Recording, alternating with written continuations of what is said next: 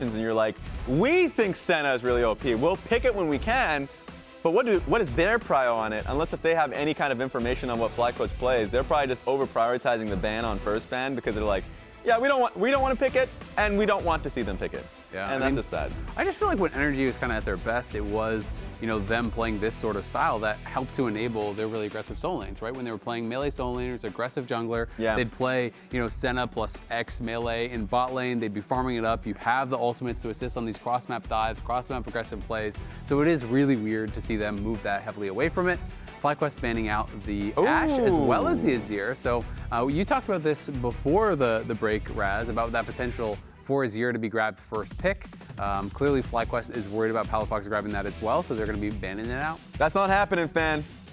That's not happening.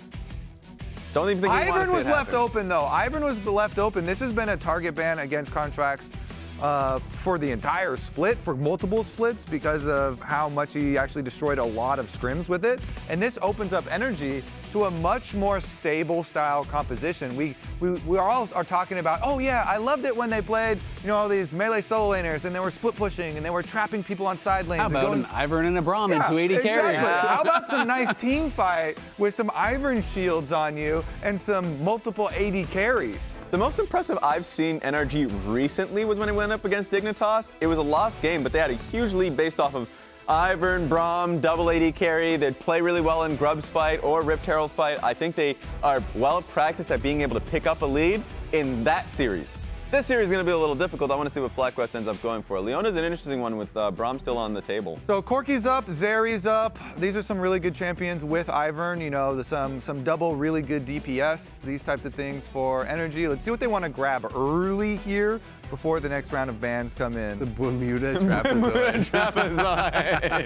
That's pretty good. Flower's going to love that one. Oh man, well, we'll see what they're gonna do. Don't look at his Rumble. Okay, unbanned and they pick up the Rumble. This is Rumble plus MF. They need setup now, and they need setup badly. Yeah. I mean, it's probably not gonna come from Palafox, so you basically need Nautilus or Rell. A Nautilus or Rell, yeah. I mean, sometimes people go Alistar, but I don't always love it as much. I think Rell is by far the best with this sort of combo, because you really can have that long lockdown where you go in, you have the Magnet Storm, then you stun them off of it. They're getting pulled back into that equalizer as well. But FlyQuest have the ability to throw some bans towards those support engages. Like if I'm FlyQuest, I'm saying ban out the Nautilus, ban out the Rell. Even if you're not that worried about those champions as far as like lane matchups, I just think compositionally, NRG's comp needs it so badly. Yeah.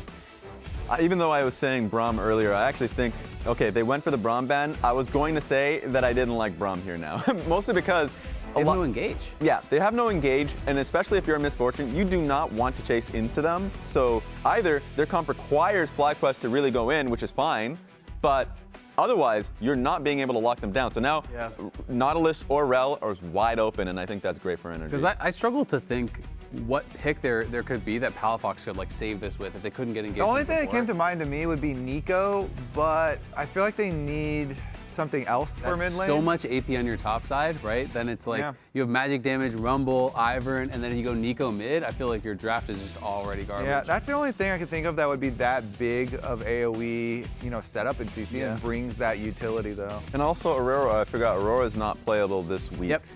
So that would have been actually a perfect pick. We saw that from Immortals, I think, last week, right? Where they did the MF Aurora. I think it was Immortals. And that combo obviously pretty strong, but again, disabled. He's banned everywhere right now though. It's disabled everywhere, and it is, of course, magic damage even if it wasn't banned, so I don't think it would really fix the issue. They're going Alistar, so they're more worried about Alistar and Braum, not that concerned, I guess, about the Rell, about the Nautilus, so those are available. We'll see if NRG is going to go towards one of those here.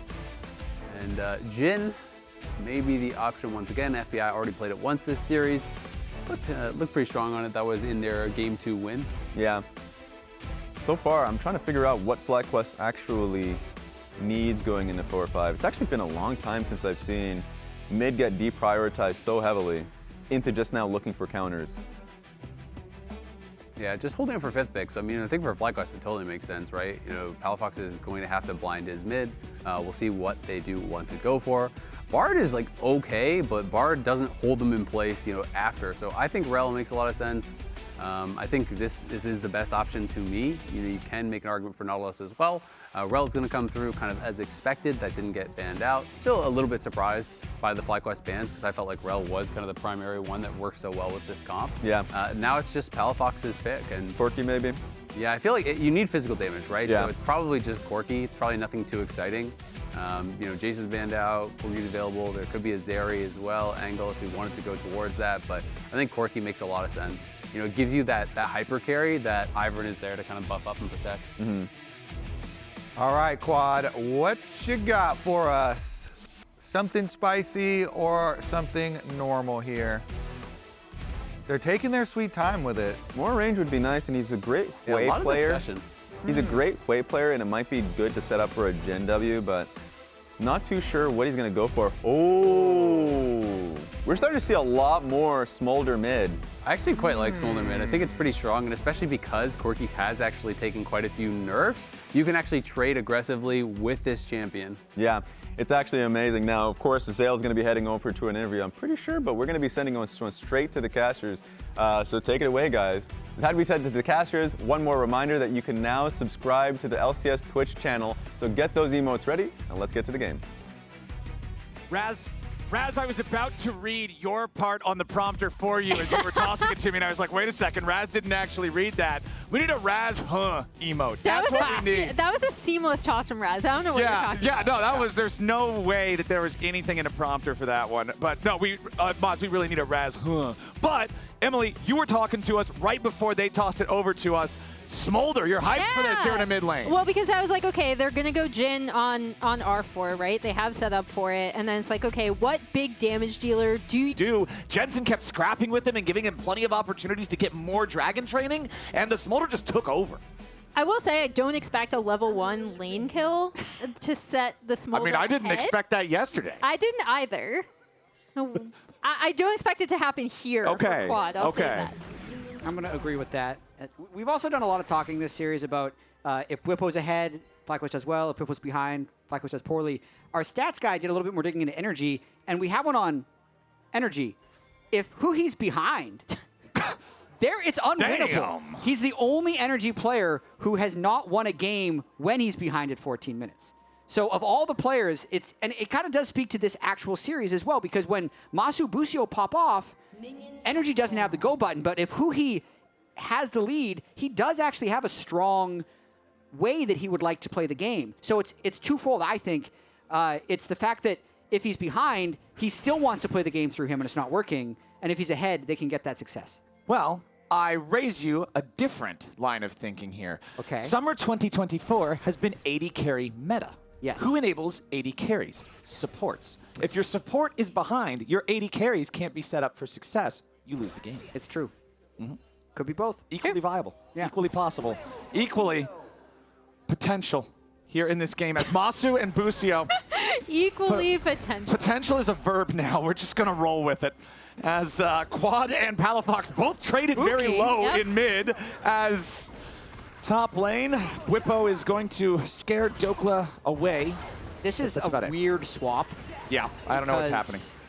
We have the top laner and the AD carry in top lane currently. Emily? I mean, I think another thing about lane swaps, as I'm sure you guys are dying to know, is how you can affect your mid matchup, right? So we want to set this mid matchup well for Quad. And even though it doesn't look like they're going to be able to get a kill or anything onto Palafox, it will allow him to get the wave into a better state as he ends up going bot by himself. Interesting. Yeah, well, Bwipo does have teleport, so if a wave crashes and there's no one in position to dive it, here we go. Then this is just also extra insurance that he is not diveable, but it then also means that they're putting no dive threat on Dhokla, so it's just one of those choices that end up being made in lane swaps where it will end up being fairly neutral for now, and now Huhi gets his turn to try and impact mid if Quad gives an opening. Dhokla should at least be able to farm up most of these minions underneath the tier 1 here. Massu can't gank really him. do a whole lot to him, I wouldn't think. Quad trying to flap his way away from danger. Sidesteps that root collar, so no real impact on the dragon there except for that 20-second cooldown on the escape mechanism early. I think the top lane's a little bit dangerous. If Dhokla ever lands a harpoon, he can really just start running Massu down. we going to see that right now? Harpoon. Ah, missed. Up. Yeah, that's... Shucks. Could have seen a little bit more, maybe. And another timeline, perhaps. Quad lands another snot bubble on Palafox here, just trying to get this wave shoved up. Does drink an extra swig of the potions. I believe that was a cookie because it restored mana as well. And once he kills these last couple of minions, I would expect him to probably take his recall, use that first TP. But he will get the recall off, and I mean, like, the early action around the mid lane coming through from this swap is particularly interesting to me because, again, FlyQuest really want to get Smolder into a good position in this game, get his stacking going really early, and then are also hoping that NRG, don't respond as well to this lane swap, and they can get advantages in their side lanes as well. And avoid the MF lane. Yeah, avoid the MF lane. And I mean, like, rumble push. Like, there are laning matchups that you avoid as well, right? Busio waiting patiently in the brush. Not anymore. Contractz is still hanging around. This Ivern has been kept away from him so far the entire series. Now finally getting a chance to play it here with their backs against the wall. NRG will be knocked into the lower bracket to face Dignitas on Friday. If they lose this game. Friday, yep, it's not just Saturday and Sunday. We got 3 games next weekend. We'll get to see TL on one of Saturday or Sunday, I can't remember which. Not on Friday, Cloud9 but on other the teams other are on one. Friday. Right, and the first lower bracket match is on Friday. Again, the loser of this series going up against Dignitas on that one. That will be our first elimination of playoffs. Yeah. So there it is. 8/23, Friday, LCS. What we don't have on the graphic, the Friday after this Friday, also LCS playoffs. True. Yeah. Two Fridays in a row we have. Oh, yeah, you're right. Yeah. Oh, okay. So plan in advance, Friday. Don't be caught off guard like me. LCS playoffs. Oh, interrupt there a little bit, maybe? No, not quite. Yeah. All right. Busio's just going to walk away from it. We've got a very, very quiet early game here. This is a quiet lane swap. Yeah. Emily, defend the lane swap. Emily, defend. I mean, for me, this lane swap is actually all about the mid lane because both junglers keep crossing. They sent, oh my gosh, Busio down from topside to affect it super early. Like, to me, for FlyQuest side, this is not only about laning matchups and XP for your solo laners, but it's also, or for your side laners, but it's also really about getting Quad into a good position. Right, because at the end of the day, they just want him to be able to be late game Smolder, thinking that they have the better scaling overall. I think they're also in a position where Inspired wants to make sure he can get off to the races and doesn't want to get pulled to any lane in this lane swap. And I think that could probably be why they've played it the way they have, right? Like having Bwipo top lane with the AD carry at the start, never really giving a window for a dive to happen. Whereas in the first game when they did lane swaps, they set up the fact that they were going to be able to dive the Scion, that Bwipo was going to be potentially diveable, and it was like the riskier approach. Whereas this one has been seemingly the most conservative lane swap that is almost possible. We'll see if Contractz does want to do anything on this top side.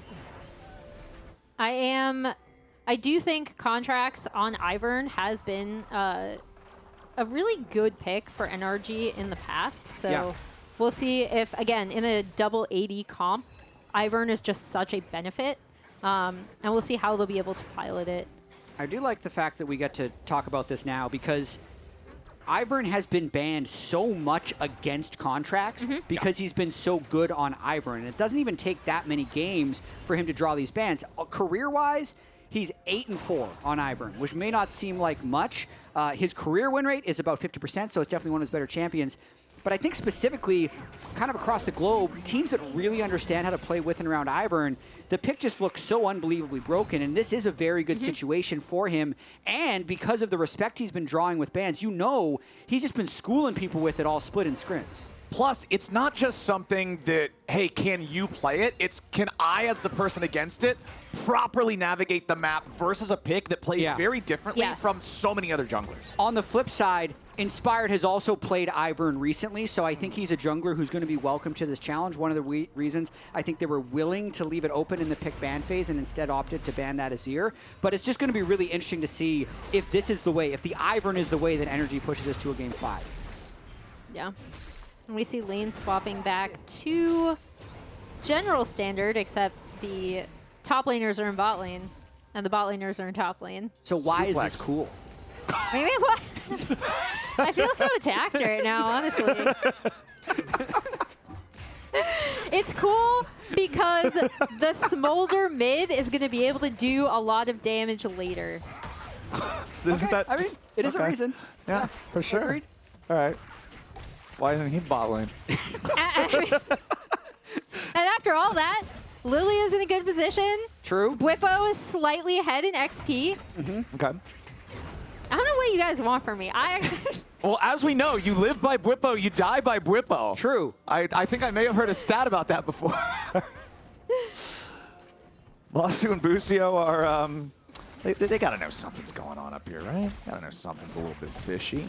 Their own jungler's going back, so they don't want to do anything audacious in what they only can perceive as a 2v2. And now there's still no action. 45 seconds and we should get a Ring of Fire just like Nexus Blitz. Nobody has PvP'd yet. That would change things. That would change Summer's Rift a lot. To be fair to the lane swap enjoyers in the room, this could be 0 kills even if it was standard lanes. Let's just call a spade because at this point, we have, quote, standard lanes in the top lane, and they're playing so conservatively at the moment because part of it is, I think, inspired. He might be back to the CEO of full clear. Like, he took he took a summer vacation. He just, like, did undercover. He got a severance package. Yeah. Now he's back at a new company. He did that undercover CEO thing in the first few games. Be like, actually, let me be your assistant. He was working and help in the you out. mailroom. Absolutely. But now he's definitely back to being the CEO of full clear. All right. I mean, for me, it's honestly all about mid lane. Like, there is a reason why you see both junglers continuously just revisiting this mid lane. Both teams want to get their mid laners ahead. I want to say this is the most mid lane action from jungle attention that we've seen all series. And I feel like if we're looking at both teams kind of handshaking on the idea that this fourth game is about mid, that is far more of a daring and risky claim to make for NRG than it is for FlyQuest, because Quad has been a very solid player and a very solid laner for this team, not just in this series, which he has been, but throughout the split. Whereas again, we already talked about Palafox's comparison of now to when he was at his peak. So NRG putting that faith in him, we'll have to see if it can pay off. They are going to find a potential angle here on Busio's Leona, who tries to flash away, who tries to escape, but it's bullet time and the clock strikes noon. FBI gets paid. Doing it in the jungle of FlyQuest as well, building off that bot prio. So a really nice translation of their pressure there. Also being able to invade a little bit and get some deep vision on Inspired, making FlyQuest back foot. Oh, but now the curtain call opens up. Contractz and Daisy trying to beat up on Quad here, while the bullets will be blocked. Nicely done there from Huhi, protecting his AD carry as Quad escapes from the Ivern. Ivern is very annoying when he has Daisy, when he has all the slows from his shields and whatnot, but he's often not a threat on his own. Yeah, I also feel like you see the MF Jhin matchup in a nutshell in that entire exchange, right? Where like Jhin needs the setup because otherwise a lot of those bullets are just gonna tickle until he until he gets to the fourth bullet. Like, it's really a lot about setup. That's why they want this damage dealer in the Smolder. Whereas MF can be very, very dangerous. Bwipo cut through the wave here as the equalizer is used by Dhokla to destroy the wave on the other side. Both of them now going to take their opportunity, go in for a reset. Second pot of grubs spawning 12 minutes into the game. Remember that the first three went over uncontested to NRG as they were traded for the Drake for FlyQuest. Quad wants to escape. He already used the flash. Smolder ain't long for this world, and Palafox gets the second kill of the game for NRG. This is huge right now. They have so much pressure across top and mid that this is the second pick they've been able to secure. Getting the flash as well as the kill just kind of adds insult to injury for Quad. Palafox's game 2 on the Corki was one of the best games he's played all year, and being in this position where it's hard for people on FlyQuest to actually apply pressure to him, as well as having Trinity Force and tier stacking, means he could be poised to take us to game 5 if he plays well. Ooh, Huhi going in for the engage on Bwipo. Dhokla wants to follow it up a little bit, but Bwipo with ulti and flash both going to commit that ulti to escape. Palafox brings the wave into the tier 1 turret, but Bwipo goes back underneath the turret to try to destroy the wave, bait energy into a bad fight, but Contractz secures the kill on the enemy top laner. FlyQuest has already lost one, and Daisy's tanking up underneath the turret, trying to make it two. The Drake secured by Inspired on the other side of the map at the same time, but oh man, this is like being stranded in the ocean watching the sharks circle you. Busio is stuck underneath the tier 1 turret. Help is not coming, and NRG are feeling good 4-0 with 15 seconds to go until the turret plates fall. And Palafox so happy about that one. 2-0-2 now, plates in hand. Quad gets a little bit of gold on the other side, but this is looking a lot more like Game 2 Energy, where they're very well coordinated. Yeah, and for me, it again starts with Contractz and where he's been able to be on the map. We've talked about how super comfortable he is with this Ivern, and for as much as we've been talking about, oh, you know, they want to, FlyQuest want to get the Smolder ahead. They really want to get their mid lane in a really good position. NRG, as we've talked about, have gotten Palafox into a great position now. He's 2-0-2. He's up 1.3k over the Smolder, already Triforce completed. Right now, he is incredibly dangerous. Yeah, I will say, though, 0-0-4 on Huhi, and as we talked about at the start of this game, if he's ahead, they have a chance of winning. We're at the break point, 14 minutes. 6-4 might be 7-4. It's definitely not that 0-14. Another play being initiated here by NRG and Huhi. Bwipo almost has dominance, but the cooldown still has a few more seconds left. And those few crucial seconds are the difference maker. Palafox on the killing spree now, as Massu and Inspired want to go after FBI, but the bullet time forces the flash back out. As soon as FBI sees the bowling ball miss from Lillia, he can immediately turn his guns back on him. 5-0 game for NRG, over 2,000 gold ahead, and it's about to be 3 if Palafox can take out the tier 1. Contractz and Huhi at the same time. They're going in. The enemy red buff is the target, and Inspired's got to try to get away fast. He still wants to try to contest it here. Will use the smite to secure. Huhi and Contractz now looking to make their exit as Mom is summoned in, and that's the first kill of the game for Inspired and FlyQuest, punishing NRG's invade. NRG bites off a little bit more than they should have, but the pressure is still there. There was a lot that had to be expended for FlyQuest. Dhokla gets to push up this wave, crash it. It's going to cost Bwipo a few minions, and that gold lead's still pretty substantial. Yeah, and they should be able to get push in mid off of this as well, because both Busio and Massu are going to be resetting here. The big thing, though, is if they hadn't overextended just a little bit there, right? They would have gotten top tier 1 and first rotation onto that rift, right? They would have had such an easy setup. So now that this wave is crashing, Dhokla should be able to get this. We'll see who goes for Rift Herald next. NRG should still have a better rotation on it, but FlyQuest do have this ward here if they want to contest. So we see their... Yeah, Huhi just does not want to let Bwipo get away. Contractz ready to join now too. Palafox is going to keep clearing the waves. Dhokla doesn't have TP. This could be a 5v4 for FlyQuest. Yeah, FlyQuest really bringing everybody down here to protect Bwipo. Tier 1 turret is about to die. Bwipo does get stunned by the Shattering Strike, but NRG... Oh! The last little Void Baby doesn't kill it. That has to be 1 HP on the turret. Or, like, I legit can't see color on the health bar. 27 out of 5K. It's not very much. 0.05%. Okay, we're not going to get to see. I love it sometimes when people try and go kill a really low turret when they don't have the minion debuff, and it just like rejects them and hits them. 0.5, not 0.05. I added an extra 0. That was a mistake. Quad might have made a mistake right now. Should not be that far up. This Smolder. This is not the Smolder that we saw yesterday. This is not the hyper-accelerated state of Dragon training. This is not, I've almost got rapid fire cannon, you can't leave your base. Quad Smolder has not been able to scale at the speed that they would like. He's still doing all right. Still has 140 stacks at 17 minutes, but he will be a little bit delayed compared to where they would want him to be at this point. 3,500 gold lead for NRG. FBI can't quite secure that tier 1 turret here in the mid lane to make the difference. Yeah, I mean, I think there's still a chance, but the big thing for me, again, is looking over at Palafox and where he's at and how every time FlyQuest tried to make a move around mid lane, NRG were also trying to make moves around mid lane. Just both teams recognizing how crucial mid was to this game.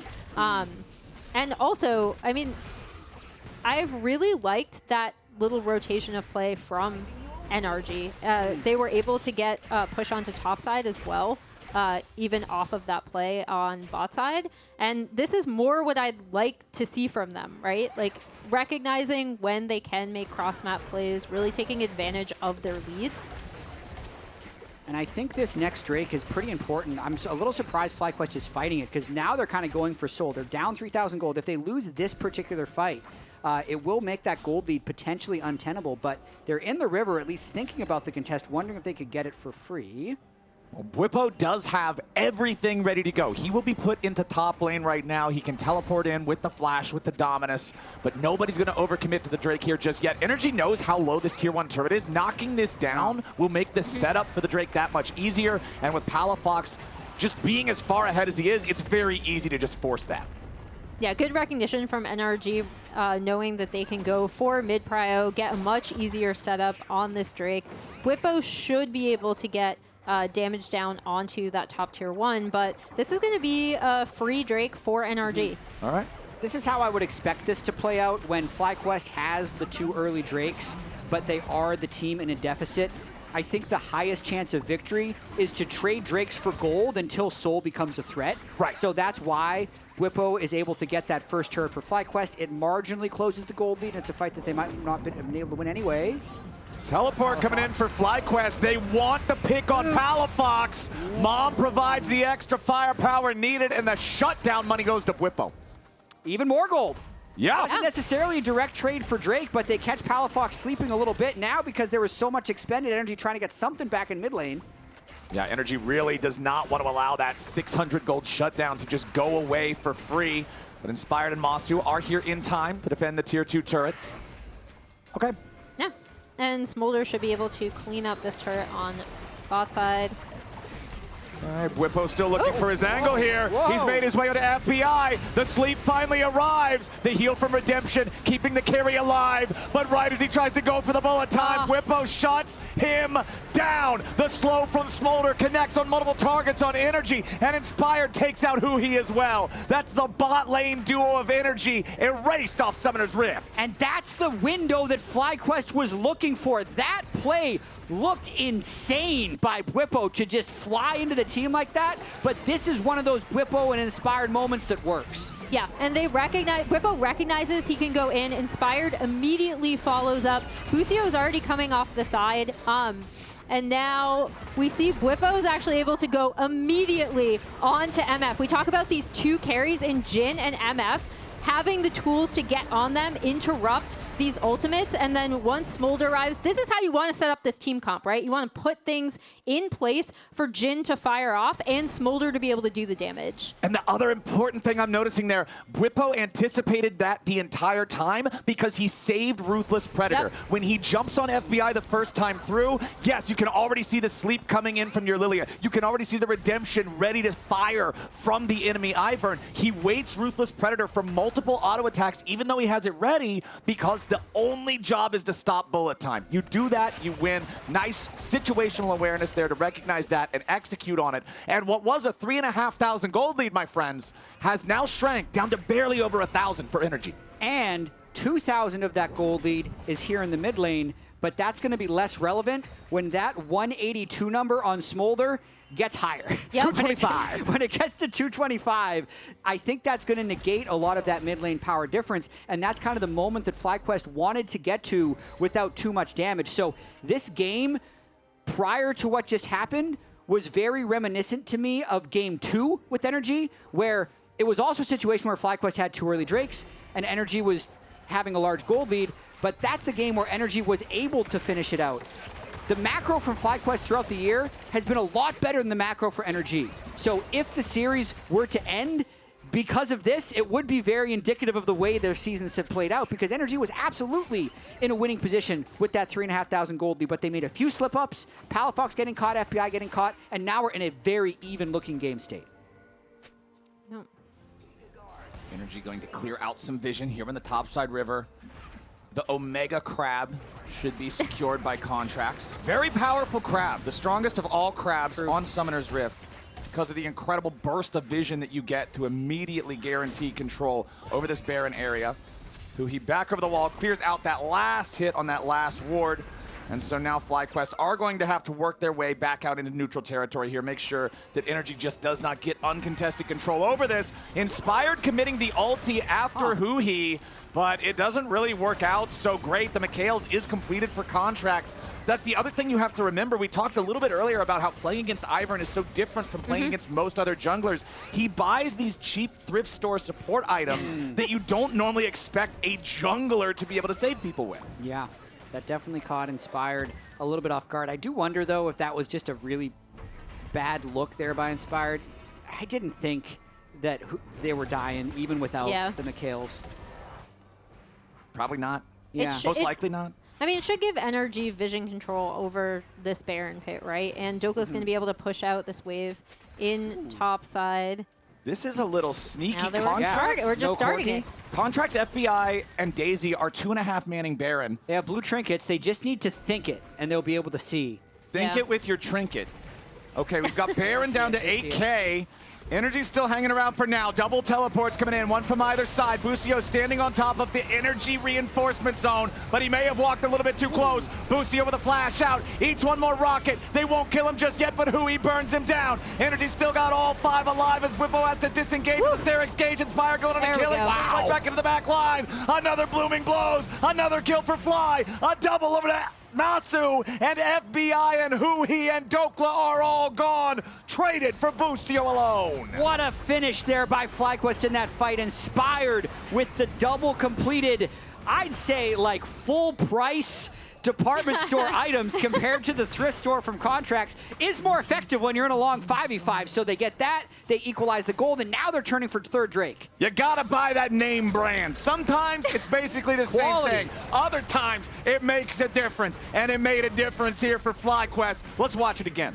Yeah, the big thing here for me is watching where FlyQuest's carries are in response to NRG. They get the equalizer off, Daisy is frontlining, but the mom comes through, and when we talk about how Jhin works in these team comps, everyone is locked down so that Massu can just fire completely. Man, so much space there created by the Renekton. And you know what? Just do it again. That's just do it again. Do it again. NRG's back on Baron. But they don't Jhin ult up. NRG's back on Baron, and FlyQuest is back to being ready to stop him. It's low. Okay, Baron at 4K.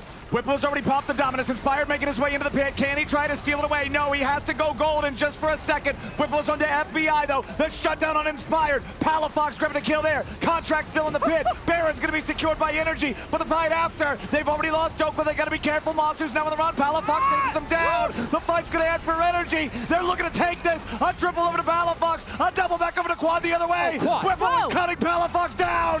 This dude is unleashed. Yeah, Croc. Bwipo is the king of the river. Bwipo and Quad at the tail end of that fight popped off. Quad dodged so many rockets from Palafox, who is a couple pixels away from a penta. This almost worked. Yeah, and you see Bwipo on the back line, keeping FBI out of the fight was also huge here. They get the Baron down, equalizer goes down in a great spot. Here comes Palafox, cleans up Massu.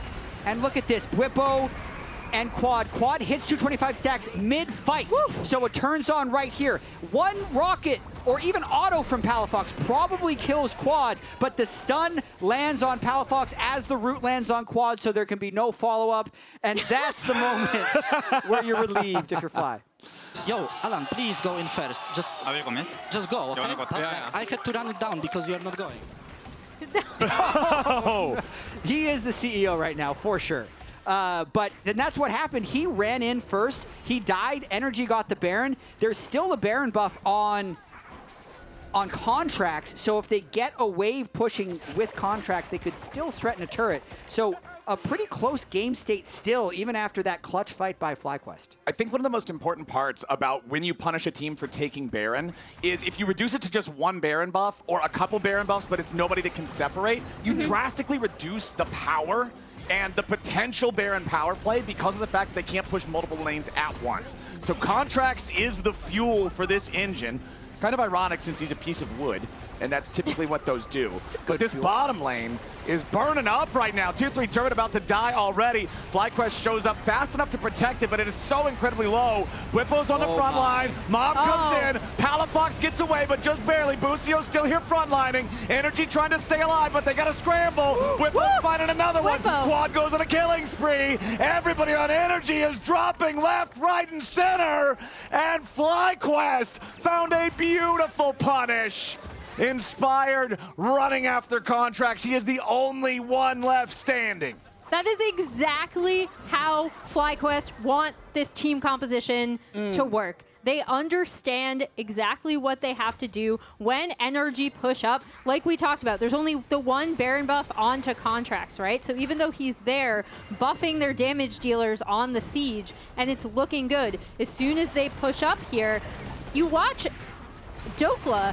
He's in Narnia over here, right? Yeah. Like, he is not getting to the fight anytime soon, even though he starts TP right here. They've already set up their team composition. And then Bwipo immediately, again, he's been so good at targeting both FBI and Palafox in these fights. I feel like every piece of CC hit Palafox that fight. It was the Leona ult, there was a sleep, there was a Renekton flash stun. He had the McHales, and for some reason, Nuke Duck is over it. Bro, you're about to win the series if they keep this up. Someone please check on Nuke Duck. Someone go make sure he is okay. FlyQuest is still holding on. They are fighting for their lives. It's 30 seconds until the next Drake spawns. They use Mob. It sets up perfect for the Deadly Flourish to have the hard CC on Huhi. He's going to try to escape as, again, Bwipo goes after Palafox. He messes up his QSS. He's not getting away, as NRG has to still try to get their remaining guys out of trouble, but Inspired has killed Huhi. FBI's trapped in the middle of the FlyQuest team. Quad is unstoppable, and it's only a Rumble and an Ivern against all of FlyQuest squad. And it's a disaster for NRG, who were about to drop down to the lower bracket. Inspired completely 1v2'd the top of that fight to buy them time. They're teleporting in with the 5v2, and they might look to end. It looks like they want the throat right now. FlyQuest going for the kill shot. NRG might have had a good early game, but too many mistakes turned into too many punishes. It was too much to endure, and FlyQuest are gonna come back from that deficit. They're gonna finish this series 3-1, and they're gonna go on to face Cloud9 next week. They get the 3-1. Inspired had the most CS on the team, by the way, at the end of that game on the Lillia. So displaying both styles here of the mage mids versus the meta that has happened throughout summer. They don't make the swiftest end of NRG, but they take care of business and move on to face Cloud9 next week.